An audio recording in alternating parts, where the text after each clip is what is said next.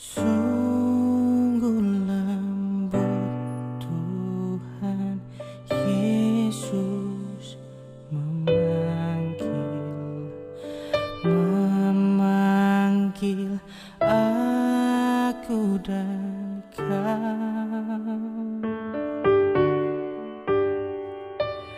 Lihatlah dia prihatin menunggu aku dan kau. Hai, mari datanglah kau yang lelah, mari datanglah. Sungguh lembut Tuhan Yesus memanggil kau yang sesat, marilah.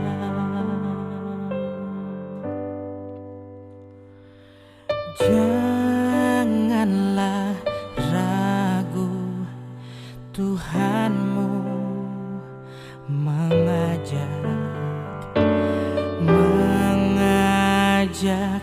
aku dan kau. Jangan enggan menerima kasih-Nya terhadap aku dan kau. Oh, hai, mari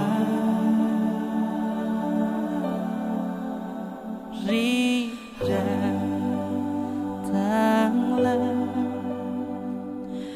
kau yang lelah, mari datanglah. Sungguh lembut Tuhan Yesus memanggil kau yang sesat, marilah.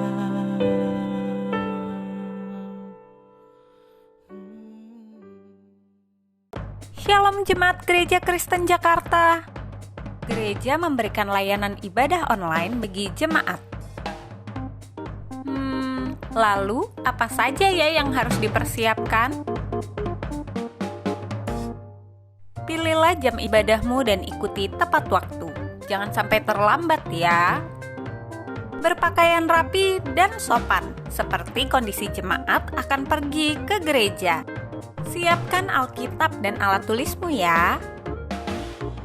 Duduklah dengan posisi yang baik agar tetap fokus. Hindari untuk berbaring ataupun sambil melakukan kegiatan lain di rumah. Berdoalah secara pribadi untuk mempersiapkan hati kita mengikuti ibadah ya. Berpartisipasilah aktif dalam beribadah, seperti ajakan untuk berdiri atau duduk, menyanyikan pujian, dan mendengarkan firman Tuhan dengan tetap fokus. Persembahan dapat jemaat berikan melalui transfer ke rekening gereja lokal masing-masing ya. Ikutilah ibadah online sampai selesai. Mohon bimbingan orang tua untuk dapat mengajak anak merenungkan firman melalui ibadah online sekolah minggu.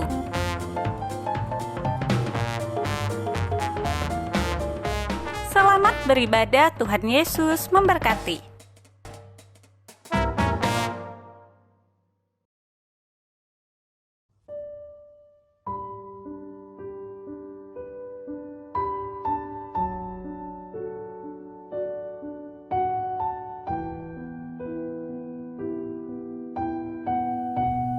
Shalom Bapak Ibu yang terkasih di dalam Tuhan, Dimanapun Bapak Ibu berada saat ini, saya percaya sedang berkumpul bersama dengan keluarga yang sangat dikasihi.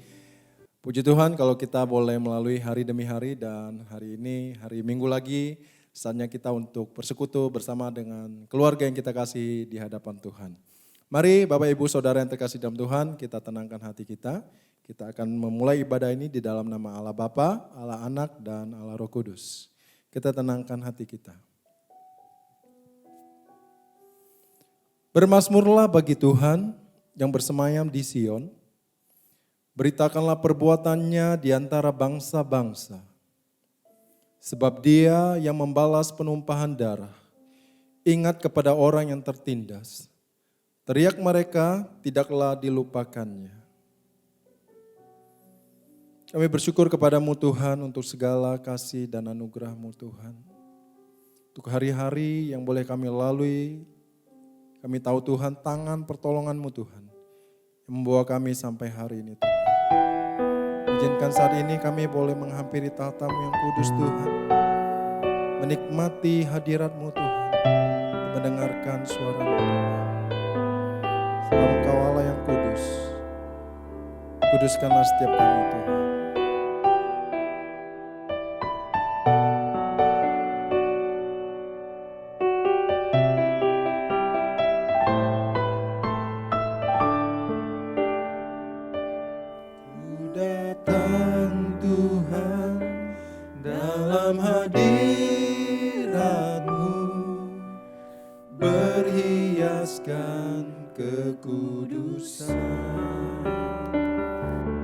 Seluruh surga sujud menyembah-Mu. Ku tersungkur dan berseru, ku datang Tuhan dalam hadirat-Mu, berhiaskan kekudusan. Seluruh surga sujud menyembah-Mu. Ku tersungkur dan berseru,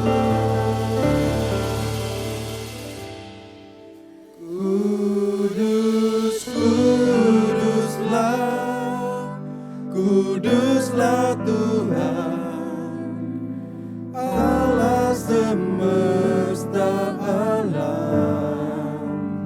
Kudus, kuduslah, kuduslah Tuhan, surga bumi menyembah.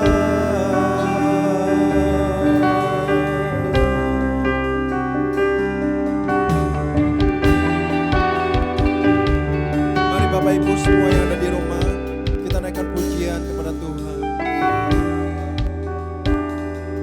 Ku datang Tuhan dalam hadirat-Mu, berhiaskan kekudusan. Seluruh surga sujud menyembah-Mu. Ku tersungkur dan berseru, Kudus, kuduslah, kuduslah Tuhan, Allah semesta alam. Kudus, kuduslah, kuduslah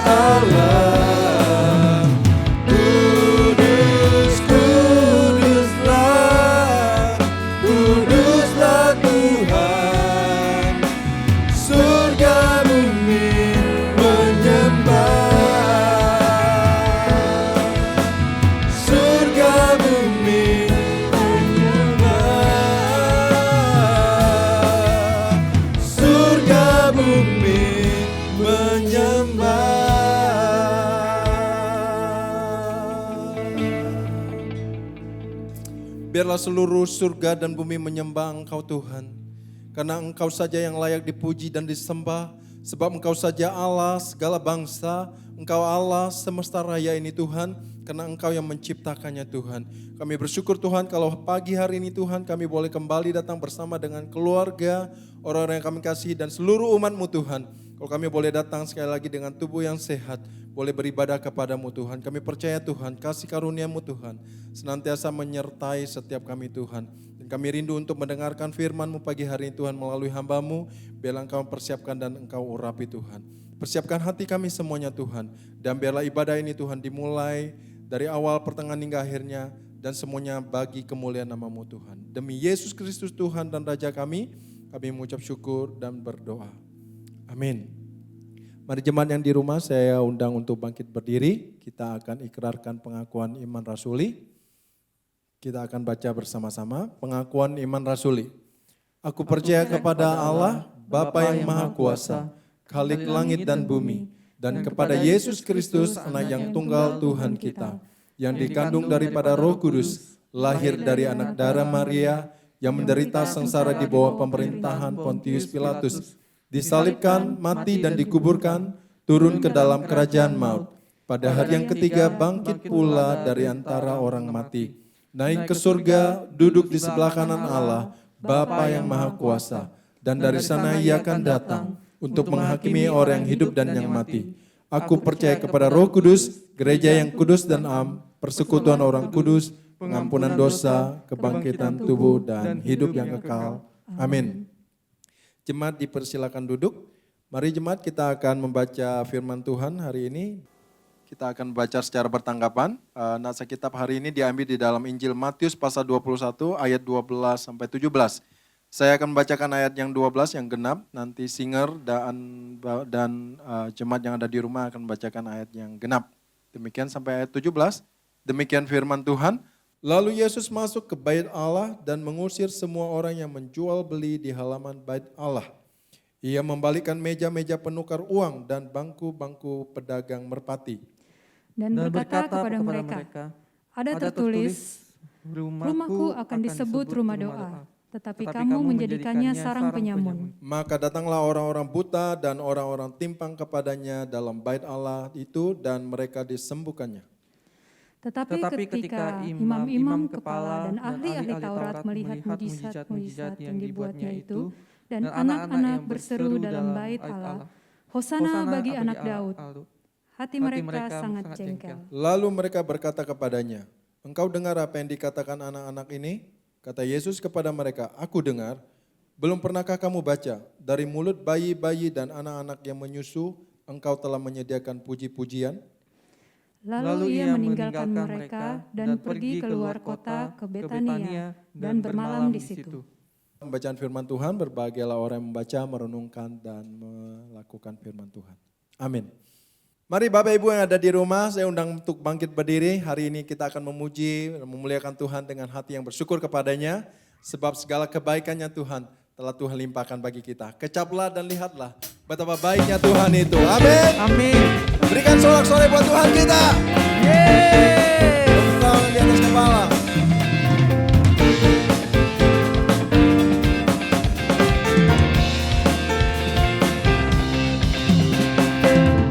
Kecaplah dan lihatlah betapa baiknya Tuhan itu. Rasakan dan nikmati kasih setia Tuhan. Kecaplah dan lihatlah betapa baiknya Tuhan itu. Rasakan dan nikmati kasih setia Tuhan, kasih setia Tuhan. Semua syukur bagimu Tuhan, segala hormat bagimu Tuhan. Allah yang mengasihiku, Allah yang memeliharaku. Syukur bagimu Tuhan, segala hormat bagimu Tuhan.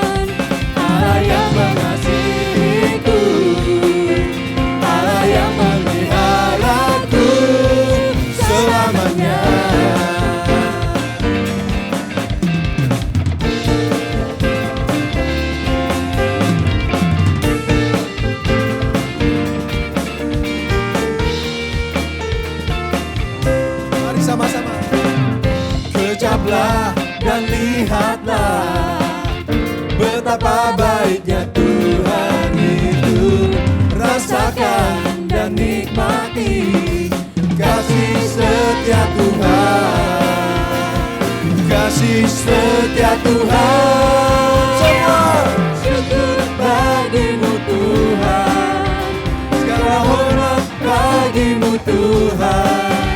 Allah yang mengasihiku, Allah yang memeliharaku.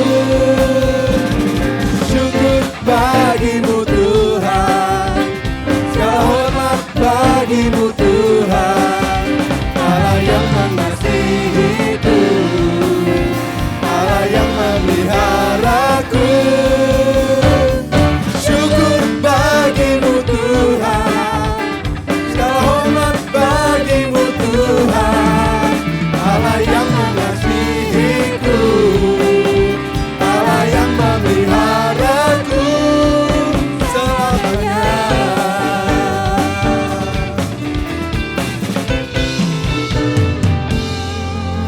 Dengan sorak-sorai buat Tuhan, sebab Dia baik.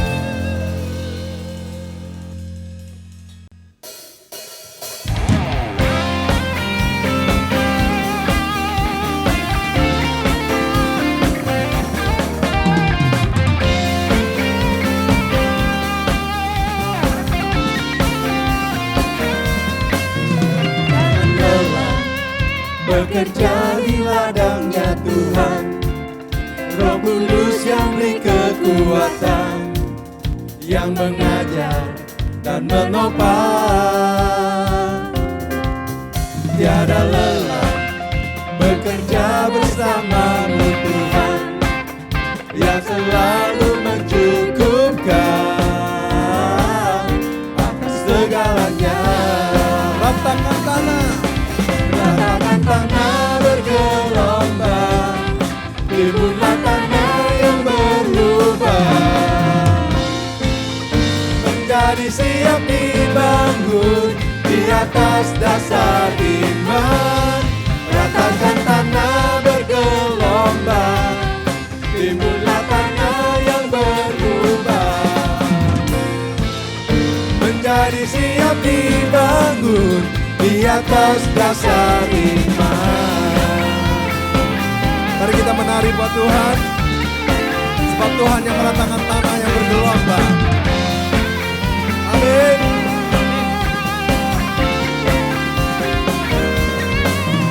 Jangan lelah bekerja di ladangnya Tuhan, Roh Kudus yang beri kekuatan, yang mengajar dan menopang. Tiada lelah bekerja bersamamu Tuhan, yang selalu mencukupkan akan segalanya. Semua ratakan tanah bergelombang, timbullah tanah yang berlubang, menjadi siap dibangun di atas dasar iman.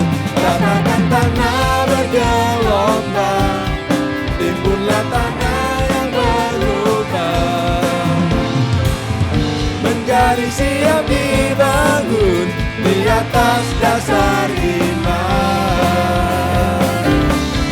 Ratakan tanah bergelombang, timbullah tanah yang berubah, menjadi siap dibangun di atas dasar iman.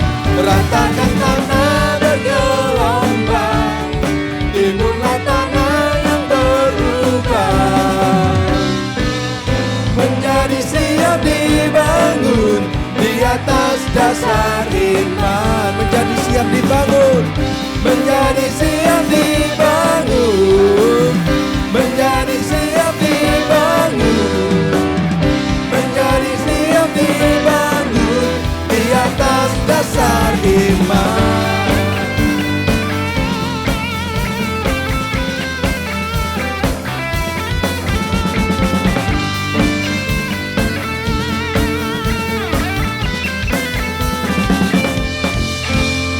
Berikan sorak-sorai buat Tuhan. Katakan kepada teman kiri, katakan jangan lelah. Jangan Amin. Jangan lelah. Amin. Oke, jemaat yang di rumah saya persilakan untuk duduk. Kita akan persiapkan hati kita untuk mendengarkan firman Tuhan pagi hari ini.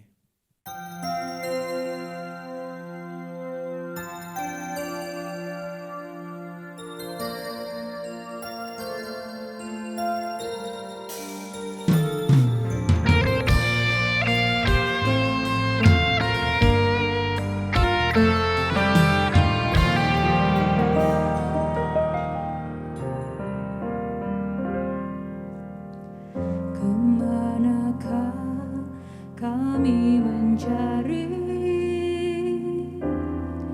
kasih sejati?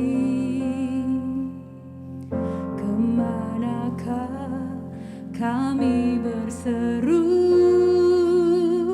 saat badai datang menderu? Yang kami tahu hanya Kau yang mampu pulihkan segala sesuatu.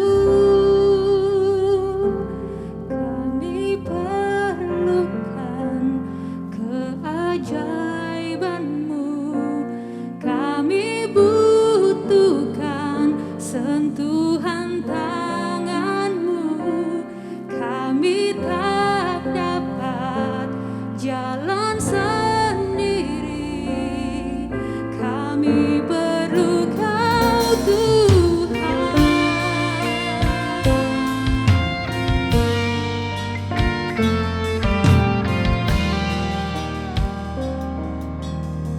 Mari sama-sama kita naikkan pujian. Kemanakah kami mencari kasih sejati? Kemanakah kami berseru saat badai datang menderu? Yang kami tahu hanya Kau yang mampu pulihkan segala sesuatu.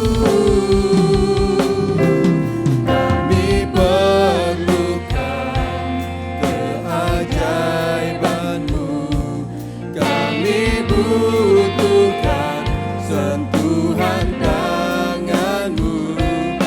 Kami tak dapat jalan sendiri, kami perlu Kau Tuhan. Kami perlukan keajaiban-Mu, kami butuhkan sentuhan tangan-Mu. Kami tak dapat jalan sendiri, kami perlu Kau Tuhan.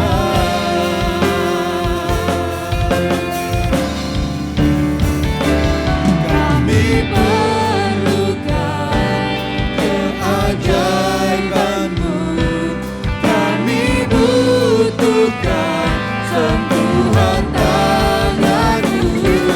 Kami tak dapat jalan sendiri, kami perlu Kau Tuhan. Kami perlu Kau Tuhan. Kami perlu Kau Tuhan.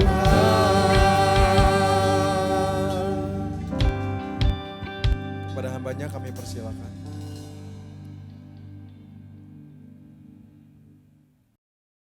Shalom, senang rasanya saya bisa bergabung bersama-sama dengan saudara-saudara di dalam kebaktian hari Minggu ini. Meskipun kita masih belum bisa melakukan ibadah secara onsite, tetapi kita percaya bahwa Tuhan tetap hadir di tengah-tengah kita, meskipun harus melalui online, tetapi Tuhan memberkati kita melalui firman-Nya. Dan hari ini saudara-saudara kita akan membahas satu tema yang menarik sekali. Tema yang akan kita bahas adalah membangun komunitas yang kudus. Namun sebelumnya saudara-saudara, saya mengajak setiap kita untuk mari sama-sama kita menundukkan kepala kita, mari kita berdoa. Mari kita berdoa. Bapa yang baik, kami datang pada hari ini Tuhan. Kali ini kami rindu supaya Tuhan memberkati kami melalui firman-Mu. Ketika kami akan merenungkan firman-Mu ini, Roh Kudus yang baik bekerjalah di dalam hati setiap kami, pikiran dan jiwa kami. Meskipun kami menyaksikan ibadah ini Tuhan bersama-sama mengikutinya melalui tempat yang berbeda-beda. Tetapi Tuhan, Engkaulah yang hadir dan Engkaulah yang bekerja di tengah-tengah kami. Hamba-Mu menyerahkan setiap kami. Tuhan, dalam nama Yesus kami berdoa. Amin. Baik, saudara-saudara, kita akan bahas sama-sama dari satu bagian firman Tuhan, yaitu dari Matius pasal 21 ayat 12 sampai ayat yang ke-13. Ini ayat yang diberikan kepada saya untuk dibawakan saudara-saudara. Demikianlah firman Tuhan. Lalu Yesus masuk ke bait Allah dan mengusir semua orang yang berjual beli di halaman bait Allah. Ia membalikan meja-meja penukar uang dan bangku-bangku pedagang merpati dan berkata kepada mereka, "Ada tertulis, rumahku akan disebut rumah doa, tapi kamu menjadikannya sarang penyamun." Sedemikian juga pembacaan firman Tuhan, saudara-saudara. Nah, saudara, ketika saudara membaca bagian firman Tuhan ini, saya menduga bahwa sebagian besar di antara kita cukup familiar dengan ayat ini atau cukup familiar dengan cerita ini. Kisah ini, saudara-saudara, telah saya dengarkan misalnya waktu sekolah minggu dulu. Lama sekali, saudara-saudara. Dan saat itu, saudara, saya membayangkan Yesus yang marah di bait Allah, kemudian membalikan meja-meja penukar uang, membalikan dan mengusir, saudara-saudara, para pedagang burung merpati atau para pedagang hewan kurban tersebut. Saya membayangkan satu peristiwa seperti layaknya sebuah film panjang, saudara-saudara. Tetapi saudara-saudara, ketika makin beranjak dewasa, saudara-saudara, saya mulai memikirkan kembali peristiwa ini. Ini adalah satu peristiwa yang menarik sekali. Dan kalau kita kritis, kita seharusnya bertanya, mengapa Yesus membalikkan meja-meja penukar uang tersebut? Atau di dalam Alkitab, saudara, di ayatnya di situ dituliskan, Yesus menyucikan bait Allah. Kenapa Yesus harus menyucikan bait Allah? Apa alasannya? Nah, saudara-saudara, mungkin sebagian besar di antara kita, saya duga sekali lagi, akan menjawab pertanyaan ini. Lah iya Pak, Yesus membalikan meja-meja penukar uang, mengusir para pedagang tersebut, karena bait Allah tidak seharusnya dijadikan tempat berdagang. Amin, saudara-saudara. Saya yakin banyak di antara saudara pasti menjawab demikian. Sama halnya juga dengan saya yang berpikir demikian, saudara-saudara. Kita berpikir bahwa bait Allah atau rumah Tuhan, seperti benar perkataan Yesus tadi di ayat yang terakhir, saudara-saudara. Yesus mengatakan, rumahku seharusnya disebut rumah doa, tetapi kamu menjadikannya sarang penyamun. Sehingga saudara-saudara, dengan logika yang sederhana, kita bisa menyamakan bukan bahwa kalau berjual beli di rumah Tuhan, itu sama artinya dengan sarang penyamun. Amin. Nah, saudara, ini menarik sekali, sangat menarik. Sehingga saudara-saudara, tanpa sadar di dalam benak kita atau di dalam pikiran kita, terjadi sebuah pemisahan antara yang duniawi dan yang rohani. Amin. Yang duniawi dan yang rohani. Rumah Tuhan atau bait Allah adalah sesuatu yang rohani dan tidak boleh sama sekali ada sesuatu yang duniawi di sana. Saya yakin saudara setuju dengan saya. Tetapi pertanyaannya adalah, apakah berarti jual beli adalah duniawi? Nah, itu dulu. Jual beli atau berdagang adalah duniawi. Apakah benar demikian? Nah, kalau benar demikian, saudara-saudara yang berdagang di pasar atau berdagang di mall atau berdagang secara online, saudara melakukan hal yang duniawi. Benar atau tidak? Nah, saya yakin sampai di sini jawaban saudara sedikit berbeda-beda. Tetapi saya menduga lagi, ada sebagian orang merasa bahwa, iya Pak, benar, saya berdagang dan itu adalah duniawi. Iya Pak, saya bekerja dan itu adalah duniawi. Nah, disinilah menurut saya masalahnya. Masalahnya adalah kadang kita itu memikirkan bahwa kalau sesuatu di luar gereja itu pasti duniawi. Sedangkan kalau yang hubungannya sama gereja itu rohani. Begitu. Nah, saudara-saudara, hal ini tidaklah bisa disalahkan 100% dalam arti begini. Ya memang secara pemikiran sederhananya demikian. Tetapi saudara-saudara, saya ingin mengajak saudara-saudara pada hari ini atau pada saat ini Coba kita mulai memikirkan, apakah memang maksud Yesus demikian? Berdagang adalah duniawi. Karena implikasinya begini, saudara-saudara. Kalau memang berdagang adalah duniawi, jual beli, menukar uang adalah sesuatu yang duniawi, maka pertanyaan saya begini. Saudara-saudara, bagaimana dengan gereja atau rumah Tuhan yang hari ini saudara-saudara punya kantin? Nah, GKJ Season City kayaknya sih tidak punya kantin, saudara-saudara ya. Tapi kalau gereja yang lain atau GKJ yang lain punya kantin, saya mau tanya, apakah makanan di kantin itu gratis? Saya yakin tidak, ya. Saya yakin kalau ada persekutuan mungkin sebagian ada itu ya, AI masak cukyok, wah itu puji Tuhan ya, gratis gitu ya. Tetapi hari Minggu kalau semuanya begitu terus saudara-saudara, waduh repot juga ya. Kita tahu bahwa gereja secara normal itu punya kantin. Dan di kantin, saudara kalau beli nasi goreng, saudara beli pakai uang. Terjadi sebuah transaksi di sana. Betul tidak?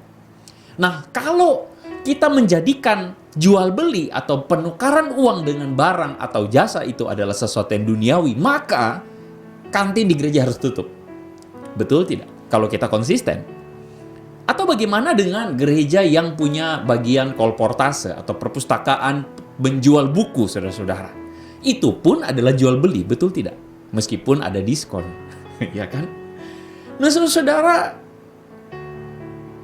sama halnya juga dengan misalnya camp atau retreat. Itu pun ada jual beli, ada transaksi di sana.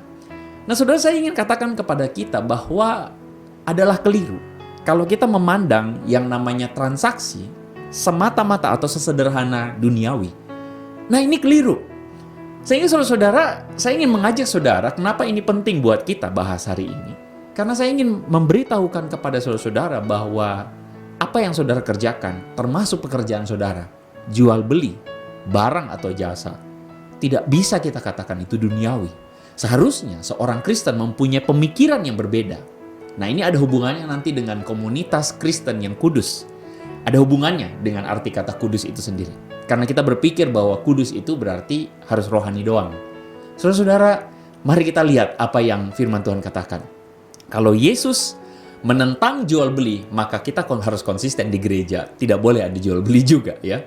Tetapi sebenarnya apa yang ingin firman Tuhan sampaikan kepada kita melalui peristiwa Yesus menyucikan bait Allah? Nah, saudara-saudara, saya mengajak saudara untuk melihat konteksnya di dalam Matius pasal 21 ayat 12 sampai 13. Apa yang sebenarnya terjadi di sana? Nah, saudara, kalau saudara melihat tradisi atau budaya orang Yahudi, saudara akan tahu pada waktu itu adalah sebuah peristiwa atau musim yang disebut dengan Paskah. Di dalam kultur Yahudi, saudara-saudara, Paskah itu adalah salah satu hari raya paling besar yang dirayakan oleh orang-orang Yahudi. Dan di dalam peristiwa hari raya tersebut, saudara, semua orang Yahudi akan datang ke satu kota, yaitu Yerusalem. Semua orang Yahudi pada waktu itu sedang berada di seluruh kota-kota yang lain. Entah kota-kota di dalam provinsi Yudea, tetapi juga kota-kota dari kota-kota yang tersebar di tempat yang lain, saudara-saudara. Atau yang biasa disebut dengan Yahudi diaspora, saudara-saudara. Nah, semua orang akan datang pada waktu itu ke bait Allah, bait suci di Yerusalem. Dan mereka melakukan yang namanya ibadah Paskah atau ritual ibadah Paskah. Kita lanjut, saudara-saudara. Apa yang sebenarnya terjadi di sana? Nah, jadi begini, saudara. Pada waktu itu, jika seseorang melakukan ritual ibadah atau melakukan ritual ibadah Paskah, maka orang akan punya dua kewajiban paling tidak. Yang pertama adalah seseorang tersebut harus mempersembahkan yang namanya kurban Paskah. Saudara bisa melihat itu di dalam Torah, di dalam Perjanjian Lama ada aturannya, di mana orang mempersembahkan sesuatu sesuai dengan kemampuannya. Ada yang mempersembahkan lembu, saudara-saudara, ada yang mempersembahkan domba, ada yang mempersembahkan kambing, saudara-saudara, sesuai dengan kemampuannya. Jika ada yang lebih tidak mampu, maka dia akan mempersembahkan merpati. Makanya saudara-saudara bisa mengerti, mulai mengerti. Oh, meja penjual atau penukar uang dan merpati itu salah satunya. Termasuk hewan-hewan yang lain. Itu persembahan pertama. Yang persembahan kedua yang harus diberikan adalah bukan kurban yang pertama. Tetapi yang kedua adalah yang namanya persembahan uang, saudara-saudara, kepada bait Allah. Nah, itu adalah ritual orang pada waktu itu. Dan uang yang dipersembahkan, saudara-saudara, adalah uang, bukan mata uang yang umum, tetapi mata uang khusus bait Allah pada waktu itu. Nah, kalau saudara mempersembahkan kurban, katakanlah saudara mempersembahkan kurban, ada seorang Yahudi atau seorang Ibrani, saudara-saudara, yang datang dari Yudea. Datang dari daerah Dekapolis, saudara-saudara, dari atas. Yerusalem itu letaknya ada di bawah, saudara-saudara. Datang dari atas, katakanlah dari Nazaret, tempat Yesus dilahirkan, saudara. Dari Nazaret berjalan, saudara-saudara, menuju ke Yerusalem. Pada waktu itu tidak ada go box, sehingga saudara-saudara bisa transportasi baik, tetapi orang berjalan kaki. Dan saudara bayangkan kalau orang membawa kurban, maka dia harus membawa hewan kurban tersebut dari kampung halamannya di Nazaret menuju ke Yerusalem. 100 km, saudara, kurang lebih jaraknya, 100-an lebih, saudara-saudara. Saudara bisa bayangkan betapa melelahkan perjalanan demikian. Saya, saudara-saudara, sebagai seorang laki-laki, paling tidak suka kalau misalnya traveling bawa barang banyak. Betul, bapak-bapak? Tapi biasanya kalau ibu-ibu itu paling jago bawa barang. Tapi masalahnya, saudara-saudara, barang yang dibawa ini bukan hanya tas tentengan, saudara, atau buntelan, saudara. Tetapi barang yang dibawa ini adalah hewan kurban. Saudara bisa bayangkan betapa repotnya itu. Sehingga, saudara-saudara, ada satu kecenderungan di mana orang pada saat itu tidak ingin membawa kurban dari kampung halamannya. Tetapi mudahnya adalah beli di Yerusalem, saudara-saudara. Nah, itulah sebabnya kenapa, saudara-saudara, pada waktu itu bersamaan dengan ibadah atau ritual Paskah, muncullah jenis pekerjaan baru, yaitu menjual hewan kurban. Yang kedua, saudara ingat tadi persembahannya bukan hanya kurban, tetapi juga apa? Koin, mata uang bait Allah, saudara-saudara. Nah, mata uang itu tidak diperdagangkan di tempat lain, hanya diperdagangkan di Yerusalem. Sehingga saudara-saudara mengerti kenapa ada yang namanya meja penukar uang, lalu kemudian ada yang namanya tempat menjual merpati dan sebagainya, ya. Betul ya, saudara bisa nangkep maksudnya di sini. Nah, oke, saudara, latar belakang itu kita mengerti dulu. Yang kedua, saudara-saudara. Saudara, kalau misalnya kalau saudara baca di dalam hukum perjanjian lama, saudara akan menemukan bahwa hewan yang dipersembahkan kepada Tuhan itu adalah hewan yang tidak sembarangan. Jika imam yang memeriksa hewan kurban tersebut melihat bahwa, oh ternyata giginya, ini maaf saudara ya, giginya itu lembu itu ada yang tanggal atau ompong, maka itu tidak boleh dipersembahkan. Tuhan menuntut bahwa persembahan yang terbaiklah yang harus dipersembahkan kepada Tuhan, yaitu kurbannya itu harus sempurna. Kukunya tidak boleh ada yang gocel, saudara-saudara, cacat, saudara. Bagian tubuhnya itu harus sempurna. Itu yang diberikan kepada Tuhan. Itu hukum Yahudi. Nah, saudara bisa bayangkan, pada waktu itu di bait Allah ada imam-imam yang bertugas demikian. Nah, kalau misalnya saudara itu hadir pada waktu itu di bait Allah, saudara-saudara, bisakah saudara melihat ada potensi bisnis di sana? Bukan hanya menjual hewan kurban, tetapi ada potensi bisnis yang lain. Apakah ada di antara saudara mulai berputar otaknya lalu memikirkan apa yang saya pikirkan? Ya, mungkin sebagian saudara mulai mikir, oh, bagaimana caranya memastikan bisnis kita lancar? Caranya adalah kong kali kong dengan imam yang memelihara atau memeriksa hewan kurban tersebut. Betul? Kong kali kong lah dengan imam tersebut dan pastikan bahwa kalau ada orang yang datang membawa hewan kurban yang bukan dibeli di bait Allah, maka hewan tersebut ditolak. Oh, ini tidak layak, tidak cocok, tidak bisa dipersembahkan.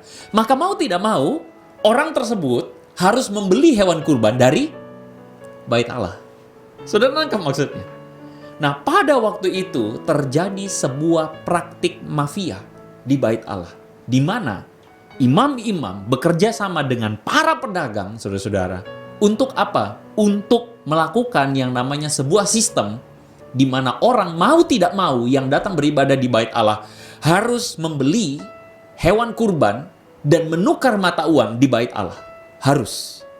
Dan saudara-saudara, karena memang sudah terjadi kong kali kong, maka harga yang ditawarkan oleh orang-orang atau para pedagang pada waktu itu, harganya bisa 10 kali lipat. Harga hewan kurban yang tadinya katakanlah di pasaran saudara mungkin 3 juta, di bait Allah bisa dijual 12 juta mungkin saudara-saudara. Bahkan mungkin bisa lebih. Kenapa? Karena ini bagian dari ritual yang mau tidak mau harus dilakukan oleh orang Yahudi pada waktu itu. Dan yang membuat Yesus geram sekali adalah karena para imam pun terlibat di dalam praktik mafia ini. Yang membuat Yesus geram sekali adalah karena orang-orang ini bukannya memberikan kemudahan kepada orang yang ingin berziarah atau beribadah di bait Allah, tetapi malah memeras mereka dengan begitu luar biasa. Saudara, kalau berjual di bait Allah pada waktu itu, seandainya mereka berjual di bait Allah pada waktu itu dengan harga yang sama atau harga yang masuk akal, saya sangat yakin Yesus tidak akan ada masalah. Kenapa? Karena itu memudahkan setiap orang yang datang beribadah di bait Allah. Tetapi pada waktu itu, para pedagang yang berdagang di bait Allah bersama-sama dengan para imam waktu itu bersekongkol dan memeras umat. Dan itulah yang mengakibatkan Yesus marah begitu luar biasa. Bahkan mengatakan kepada mereka, kamu menjadikan bait Allah sarang penyamun. Apa maksudnya sarang penyamun? Artinya merampok orang-orang yang datang pada waktu itu beribadah. Sarang penyamun maksudnya apa?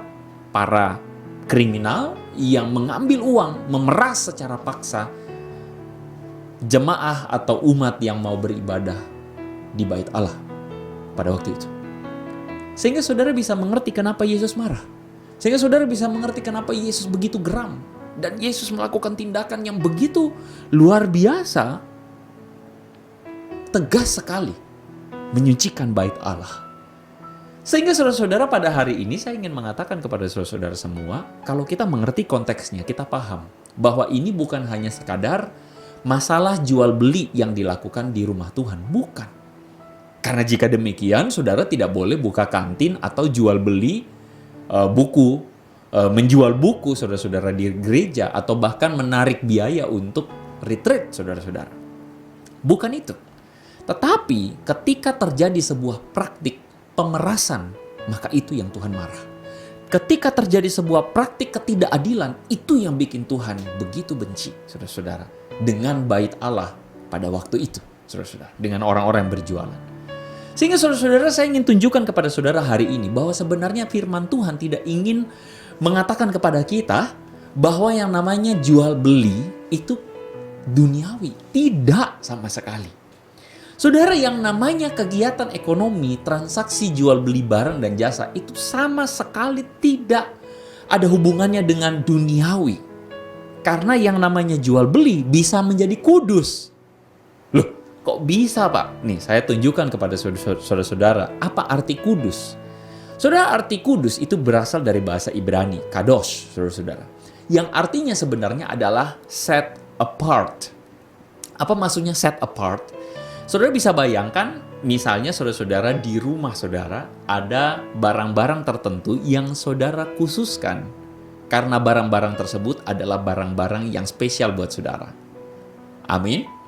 Ada barang-barang tertentu yang dikhususkan, yang benar-benar dikhususkan menjadi milik saudara dan berharga buat saudara. Itu arti dasar kata kadosh tadi.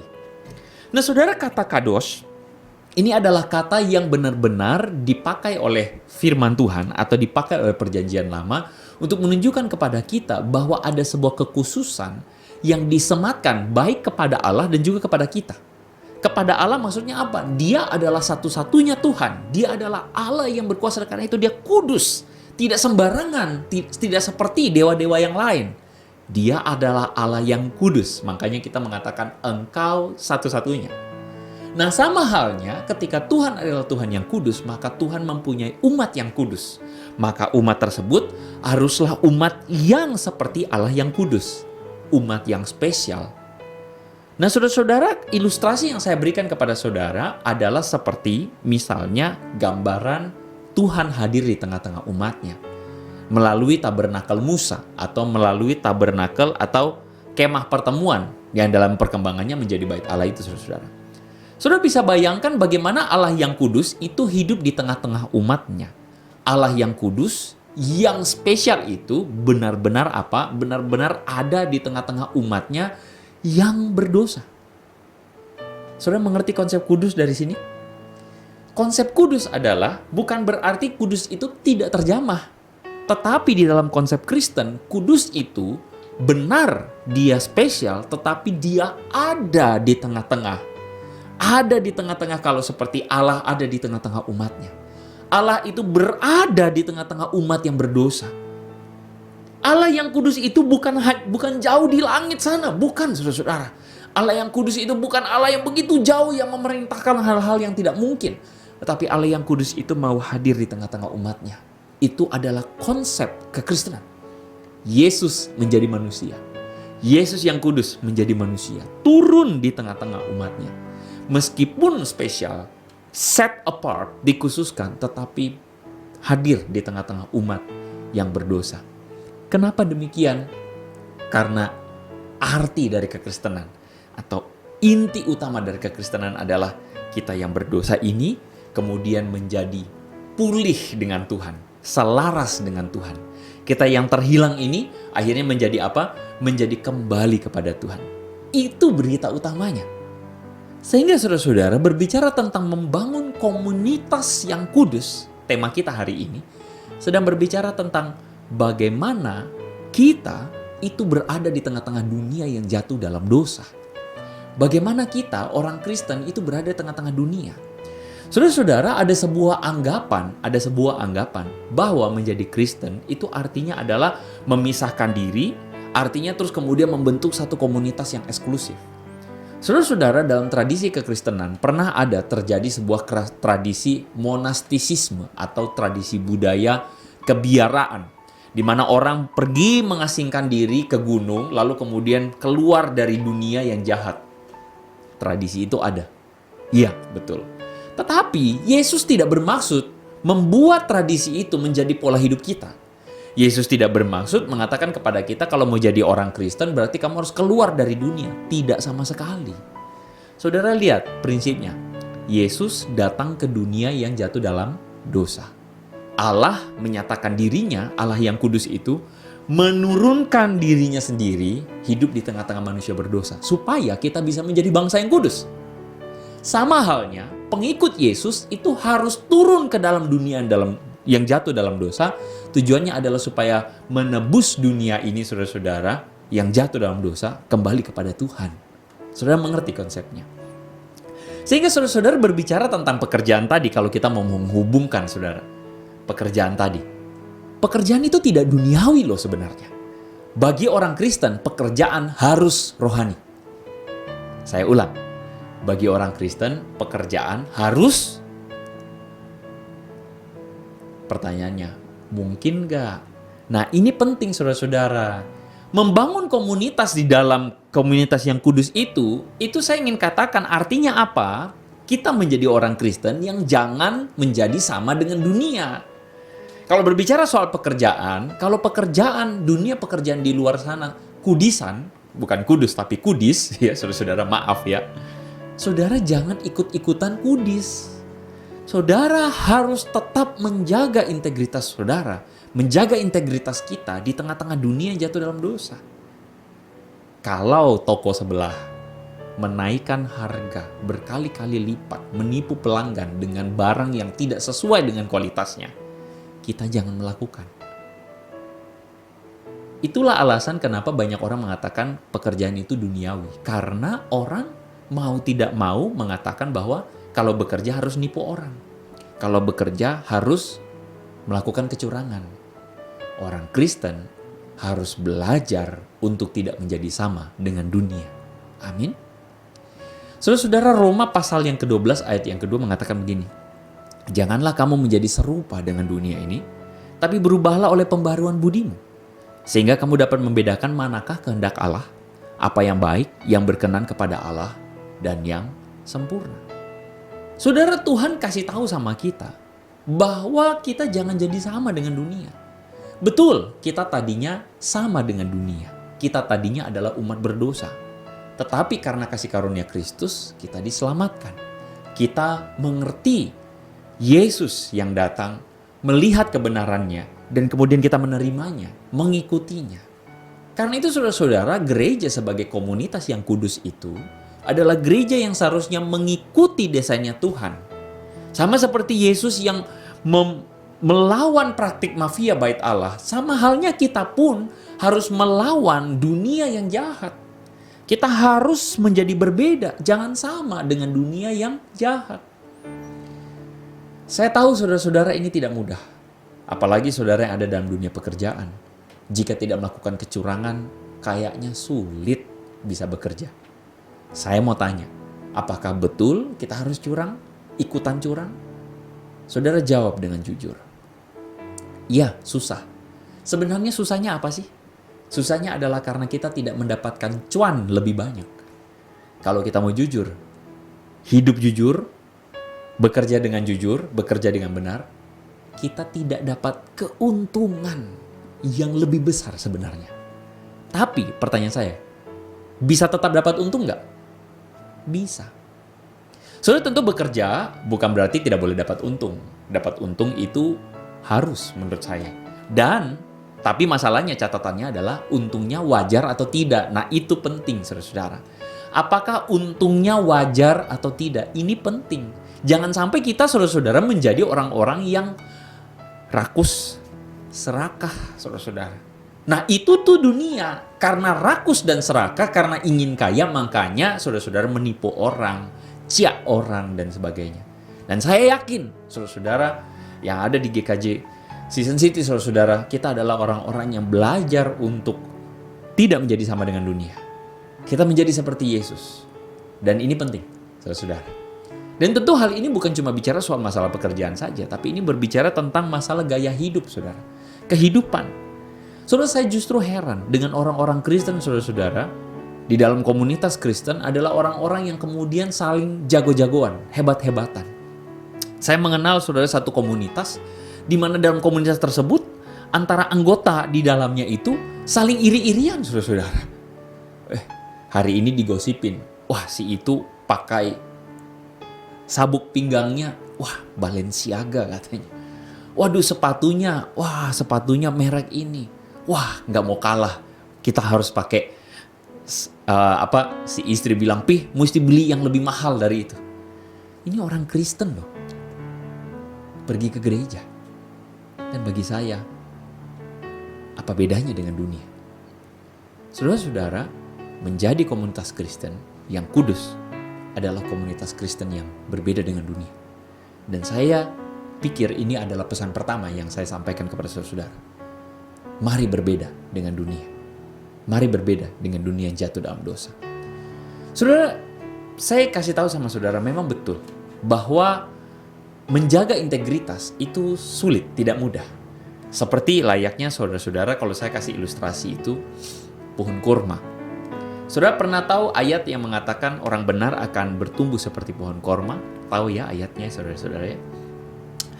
Saudara, di dalam budaya pada waktu itu, jika seorang petani menanam pohon kurma, maka saudara tahukah saudara bahwa bibit pohon kurma itu ditanam di dalam kedalaman tertentu, lalu kemudian di atasnya itu diberikan sebuah batu besar atau diberikan sebuah batu untuk menindih bibit tersebut. Saudara tahu nggak kenapa demikian? Supaya bibit tersebut itu tidak keburu atau buru-buru muncul tunasnya, tetapi akarnya dulu yang taruh, yang menjulur ke dalam. Benar-benar ke dalam, sangat dalam, berakar dengan kuat. Sehingga saudara-saudara ketika akarnya sudah kuat, maka tunasnya akan tumbuh menggulingkan batu tersebut. Pohon korma adalah salah satu pohon yang paling kuat, paling tahan dengan segala macam jenis cuaca. Termasuk dalam kekeringan, pohon ini tetap mendapatkan sumber air karena akarnya masuk ke dalam, berakar dengan kuat. Nah saudara, ilustrasi pohon korma ini ingin saya beritakan kepada saudara-saudara untuk menunjukkan bahwa itulah kekristenan yang seharusnya. Saudara-saudara, kadang-kadang kita kita tidak suka dengan yang namanya proses pembentukan. Aduh tidak enak ya, gitu ya. Nggak enak ya jadi Kristen ya. Nggak boleh nipu orang. Aduh nggak enak ya jadi Kristen ya, harus mengasihi orang. Aduh nggak enak ya jadi Kristen ya, Kalau misalnya orang jahatin kita, kita nggak balas. Kenapa? Karena itu yang Yesus ajarkan. Tetapi saudara-saudara, sama seperti batu yang menekan kita, ada harga yang harus kita bayar. Dan harga yang kita bayar itu melatih akar-akar rohani kita, saudara-saudara, supaya kuat. Dan akan tiba saatnya di mana kita tumbuh menjadi pohon yang menjadi berkat, saudara-saudara. Itulah kekristenan seharusnya. Saudara, kita jangan menjadi sama dengan dunia, tetapi berakar dulu di dalam firman Tuhan. Karena itu penting sekali memang gereja itu terus memberitakan atau menyediakan makanan rohani, firman Tuhan yang benar, yang kuat, saudara-saudara. Yang berakar sehingga menjadikan jemaat itu berakar pada firman. Hidupnya itu sesuai dengan nilai kekristenan. Dan inilah hal yang pertama, saudara-saudara. Kita tidak boleh sama dengan dunia. Dengan firman, kita akan menghidupi firman dan kita menjadi beda dengan dunia. Yang kedua, saudara-saudara, apa yang ingin saya katakan tentang komunitas yang kudus, menumbuhkan komunitas yang kudus. Saudara, hal yang kedua adalah kita harus menjadi pengaruh kepada dunia. Kita harus mempengaruhi dunia dengan nilai-nilai kerajaan Allah. Nah, saudara, kenapa ini penting? Karena saudara-saudara, itulah yang Tuhan ingin tunjukkan kepada kita. Tuhan yang kudus itu datang kepada dunia yang jatuh dalam dosa, supaya dunia bisa melihat kebenaran. Kita adalah orang-orang yang menerima kebenaran tersebut. Kita menjadi umat yang kudus. Tetapi menjadi umat yang kudus memberikan sebuah tanggung jawab kepada kita untuk mempengaruhi dunia yang jatuh dalam dosa. Lingkungan kita yang lain yang jatuh dalam dosa ini, supaya mereka melihat kebenaran Allah. Matius pasal 5 ayat 16 mengatakan begini, demikian hendaknya terangmu bercahaya di depan orang, supaya mereka melihat perbuatanmu yang baik dan memuliakan Bapamu yang di sorga. Saudara, komunitas yang kudus, menumbuhkan komunitas yang kudus, itu tidak serta-merta hanya berbicara tentang kita menjadi eksklusif. Tapi saudara berbicara tentang bagaimana kita bisa menjadi berkat untuk banyak orang. Bagaimana kita bisa mempengaruhi dunia dan bagaimana kita bisa menjadikan nilai-nilai kerajaan Allah ini menjadi menarik kepada banyak orang di luar sana. Saudara, dunia sebenarnya sedang menanti-nantikan sebuah buah yang nyata yang bisa ditunjukkan oleh saudara-saudara kepada mereka. Dan saya yakin bagi komunitas GKJ Season City, saudara-saudara dalam dunia pekerjaan, dalam komunitas saudara, lingkungan saudara, mereka sedang menanti-nantikan apakah ada buah yang nyata yang bisa mereka melihat melalui kehidupan gereja saudara. Saudara, saya percaya bahwa gereja GKJ Season City sedang bertumbuh dan sedang berupaya untuk menumbuhkan komunitas yang kudus, saudara-saudara. Tapi ingat, ada harga yang harus dibayar. Dan saya ingin mendorong setiap saudara sebagai orang Kristen, mari saudara-saudara, kita berani bayar harganya. Yesus mengatakan begini, aku mengutus engkau seperti serigala, seperti domba di tengah-tengah serigala. Saudara, apa artinya itu? Yesus ingin kasih tahu kepada kita bahwa mengikuti Yesus itu pasti ada harganya. Seperti domba di tengah serigala. Domba yang beda sendiri, saudara-saudara, sedangkan serigala-serigala yang buas itu siap menerkam domba. Yesus ingin kasih tahu sama kita, bukan supaya kita mengorbankan diri, bukan. Maksudnya adalah supaya kita tetap memelihara kebenaran. Dan kalaupun ada resikonya, berani kita bayar harganya. Saya percaya saudara-saudara, Tuhan sedang membawa gereja saudara, termasuk jemaat GKJ Season City, untuk menjadi jemaat yang beda dengan dunia, dan jemaat yang akan mempengaruhi dunia dengan nilai-nilai kerajaan Allah. Tuhan memberkati setiap kita. Mari kita berdoa saudara-saudara. Tuhan, terima kasih untuk firman-Mu yang telah kami dengar. Terima kasih kalau kami boleh merenungkannya. Dan kami berdoa supaya kami menjadi umat-Mu yang setia. Hamba-Mu berdoa secara khusus kepada jemaat-Mu GKJ Season City. Tuhan, Engkau berkati setiap kami. Dalam pergumulan kami tiap hari Tuhan, biarlah kami menjadi umat-Mu yang setia, yang berbeda dengan dunia, dikuduskan, tetapi juga boleh mempengaruhi orang lain, lingkungan sekeliling kami, untuk dekat dengan Tuhan. Tuhan, terima kasih untuk firman-Mu. Sekali lagi hamba-Mu selesai, tapi Engkau berbicara terus dalam hati umat-Mu. Dalam nama Yesus kami berdoa. Amin. Tuhan memberkati saudara-saudara semua. Selamat hari Minggu. Terima kasih kepada Guru Injil Andre Tunggal yang hari ini sudah membagikan firman Tuhan. Saya percaya bahwa kita semua boleh diberkati. Amin. Mari kita persiapkan hati untuk memberikan persembahan. Hari ini kita akan memberikan yang terbaik buat Tuhan kita. Dan Saudara Junius akan memimpin doa buat persembahan kita. Yuk kita berdoa. Tuhan Yesus, terima kasih untuk semuanya, untuk semua hal baik yang sudah Engkau hadirkan dalam hidup kami maupun setiap hal lainnya yang sudah Engkau izinkan dalam hidup kami.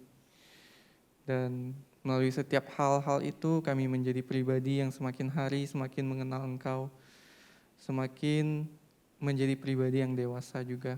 Kami mau mengucap syukur, kami mau mengembalikan sedikit dari semua berkat yang sudah Engkau berikan kepada kami. Biarlah setiap yang kami beri bisa dikelola oleh gereja untuk memperluas kerajaan-Mu di tempat ini. Terima kasih Tuhan, kami sudah selesai berdoa, hanya dalam nama Tuhan Yesus kami berdoa, amin.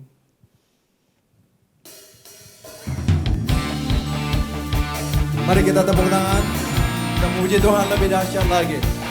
Karena Yesus pokok dan kitalah caranya, amin.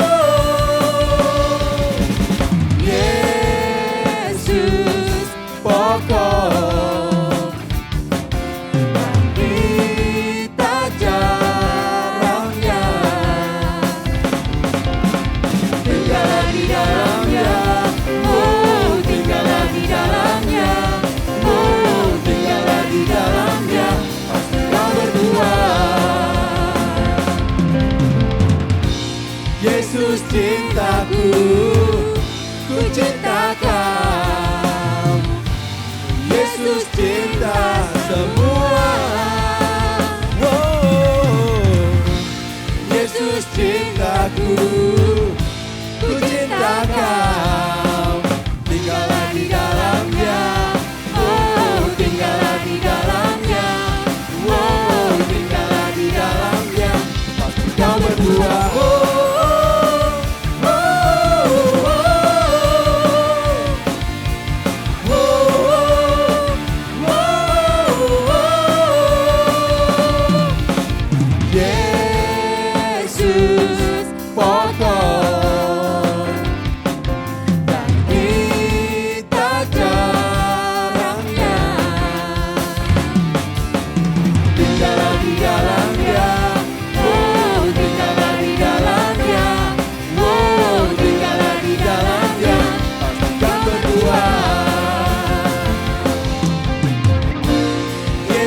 Cintaku, ku cinta Kau.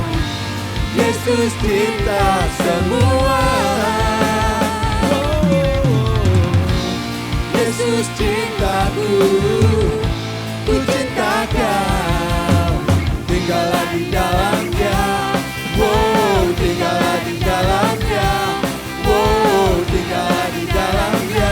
Pasti kau berbuah.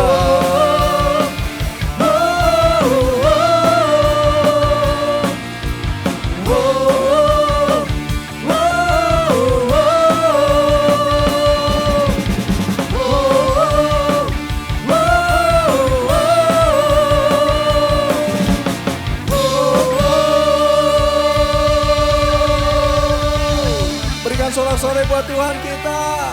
Yes.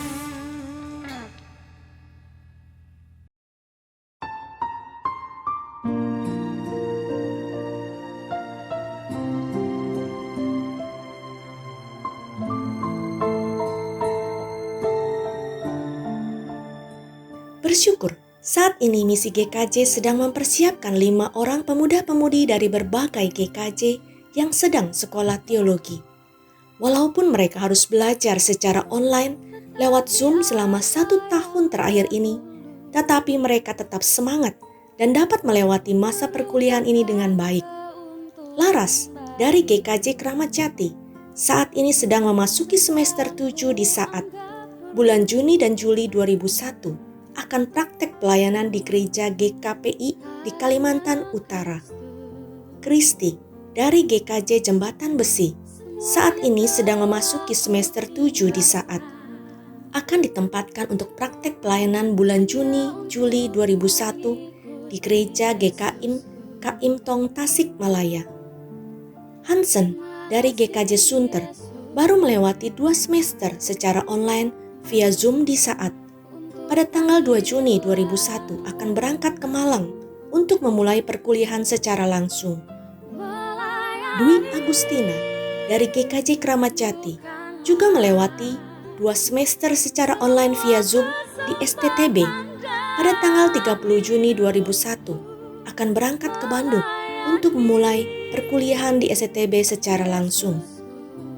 Yoryani dari GKJ Jembatan Besi juga melewati 2 semester secara online via Zoom di STII Jakarta. Ada wacana untuk memulai kuliah secara langsung di semester 3. Doakan agar setiap mereka yang sedang dipersiapkan menjadi hamba Tuhan atau misionaris diberikan kesehatan, hikmat, bijaksana, dan hati yang selalu taat, yang mau dibentuk menjadi hamba Tuhan yang baik dan setia, membawa banyak orang datang kepada Yesus untuk dipakai bagi kemuliaannya. Doakan untuk anak muda GKJ agar lebih banyak yang dipanggil secara khusus untuk menjadi hamba Tuhan atau misionaris.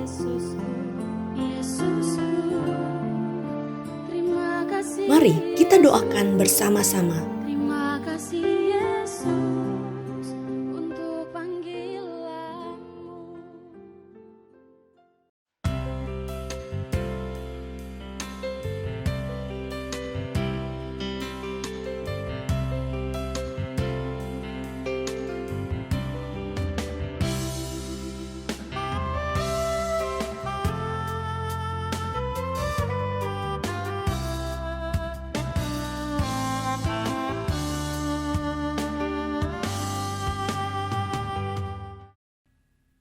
Mari Bapak Ibu yang ada di rumah, saya undang untuk bangkit berdiri. Kita akan mengakhiri ibadah kita hari ini.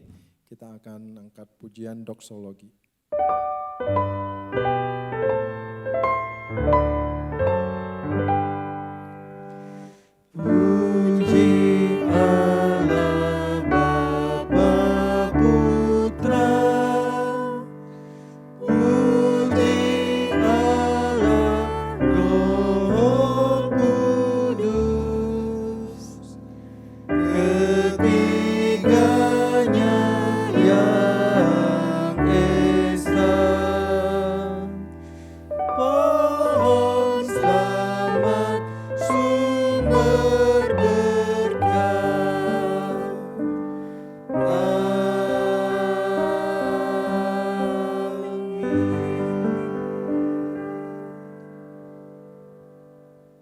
Kembalilah dalam aktivitas kita bersama Tuhan. Lakukanlah semua perjuangan ini bersama dengan Tuhan. Dan percayalah bahwa penyertaan Tuhan akan menguatkan kita dan membuat kita menjadi umat pemenang. Tetap pancarkan kemuliaan Tuhan dalam hidup kita setiap hari. Sehingga semakin banyak orang yang boleh berkenalan dengan Kristus dan menerima Dia. Mari kita mengarahkan hati kita, wajah kita, bahkan seluruh hidup kita untuk menerima berkat daripada Tuhan. Sesungguhnya Tuhan memberkati engkau dan melindungi engkau. Sesungguhnya Tuhan menyinari engkau dengan wajah-Nya dan memberi engkau kasih karunia. Sesungguhnya Tuhan menghadapkan wajah-Nya kepadamu dan memberi engkau damai sejahtera. Demikianlah berkat kekal dari Allah Bapa, Putra, dan Roh Kudus menyertai setiap kita mulai hari ini sampai selama-lamanya. Amin.